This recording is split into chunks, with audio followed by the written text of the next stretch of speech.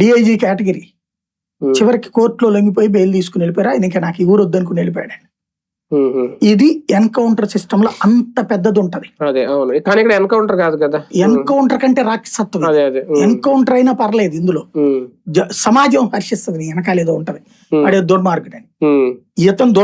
ఇతన్ని ఎవడు ఇదిలో డిస్క్లైమర్ ఏంటంటే, ఇతను మనమేం హీరోగా చూడక్కర్లేదు, ఇది కానీ చంపాక శవాన్ని నువ్వు వీరుడు అనిపించుకోవాలంటే ఎన్కౌంటర్ అని చెప్పు. లేదు పొరపాటు అనిపించుకుంటే లాకప్. ఇప్పుడు దిశ దాంట్లో ఎన్కౌంటర్ జరిగింది, శవాలను వాళ్ళు అప్పచెప్పేశారు కదా, కుటుంబాలకి వాళ్ళు దహనం చేసుకున్నారు, అయిపోయింది కదా.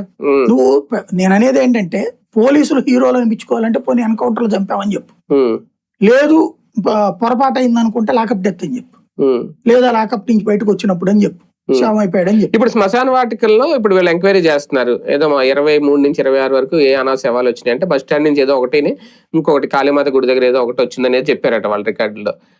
అప్పుడు బూడిద యాక్చువల్ గా అది కూడా ఎలక్ట్రిక్ మీద చేశారని అంటున్నారు. మరి అది అక్కడ అప్పుడు బూడిద ఇప్పుడు వరకు అయితే మరి నాకు తెలిసి ఉండదేమో, లేదు మరి పక్కన పెడతారు, అలాగే ఏదైనా ఇచ్చి క్లోజ్ చేస్తారా దీన్ని, ఇంకా అదే చూపిస్తారా, ఎలాగ ఉంటది అసలు? ఇందులో వాళ్ళు కావాలనే బూడిదతో సహా తీశారు.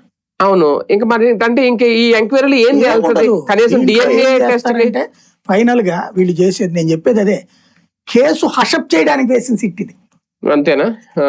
దీంట్లో ఒక లీగల్ గా జనాలకి, అంటే లీగల్ పరిభాషలో చెప్పాలంటే న్యాయస్థానాన్ని సంతృప్తి పరచడానికి ఓ చిన్న ప్రయత్నం. ఇప్పుడు హేబియస్ కార్పస్